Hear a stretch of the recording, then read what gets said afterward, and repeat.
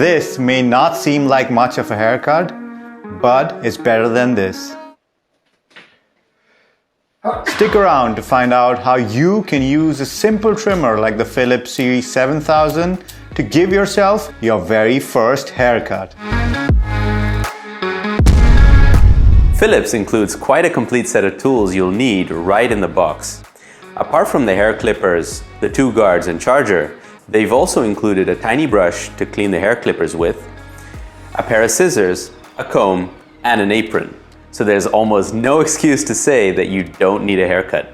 First, let's talk about the trimmer. The Philips Series 7000 is very easy to use. A big shout out to Philips for sending this out to us. How it works is you select one of the two trimming guards, select the length you want, and go. The row of numbers below is for the bigger guard and the row above for the smaller one. You can also take off the guards to shave closely, but as my experience will show you, that's something you've got to be careful with. Let's jump straight into the haircut.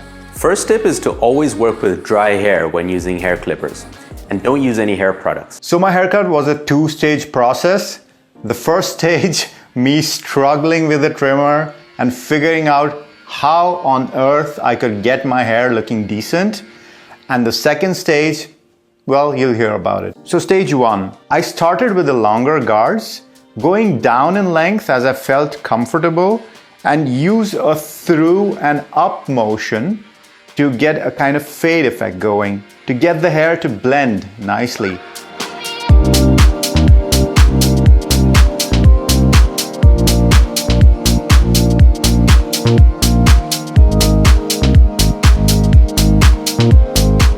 Of course, I got impatient after a while and quickly reduced the size down because I wanted the hair around my ears to be gone. Oren vrij, as they say in Dutch.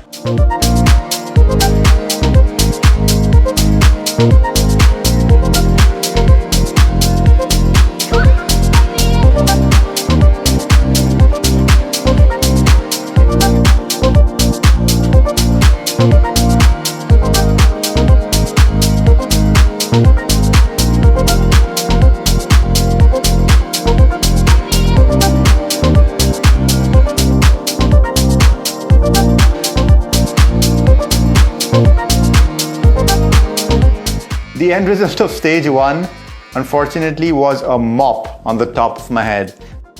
So really short around and long on top. And the worst part, the back of my head looked like a graphic equalizer stuck mid-song. So stage one, this is the lesson I learned.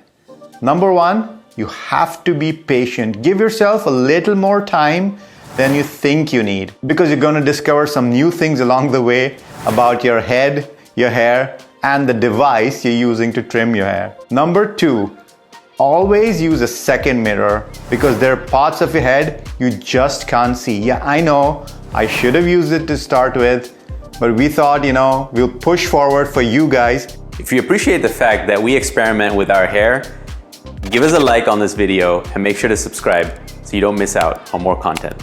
So stage two of the process started like this. I went up to my wife and I begged her on my knees to please save me from the disaster that I had created on my head. And for the millionth time, she decided to come to my rescue. She blended the bottom part of the mop with the top by using some other settings, and then used the guardless trimmer to give me a more even line at the back and around my ears.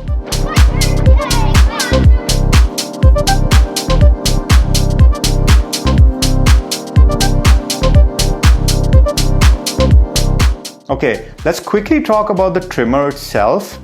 If you're interested in these hair clippers, make sure to check out the links in the description below.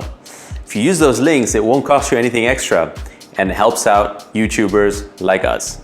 I found it very easy to use. You just need to set the number and go. So once you know what length you want, you can just go to the numbers the next time and use those. So that's the using bit of it, but also the cleaning bit, which is oftentimes ignored in a lot of reviews. So the guards themselves are very easy to clean. You just pop them off and on, you wash them under the tap, that's fine. What I found a little bit finicky was the trimmer itself. So the steel part, I needed to pop that off and there was little hair stuck inside. Not super easy to clean.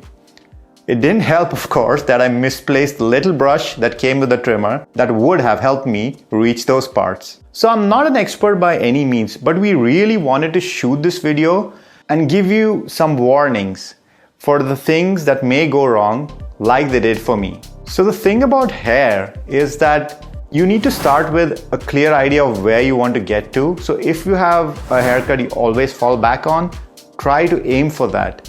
And of course, another lesson I learned is to go down in increments slowly. After I lost patience, I went right down to the lowest increment on the big guard, and that was probably a mistake. Another tip with hair in general is that it doesn't always grow in the same direction. So make sure you switch up the angle of the hair clippers from time to time. Another lesson I learned, haircutting is quite a physical job. So there's a lot of standing. Maybe you can cut down on that by using a chair and sitting down. But either way, your arms are going to be up all the time, and if you're using a mirror, you have two arms up and your neck is turning, and yeah, it's not that easy. Major tip, make sure you don't skip leg day and focus on your upper body strength. And it is physically a little bit demanding. So if you're already tired to begin with, maybe don't start your haircut at that time.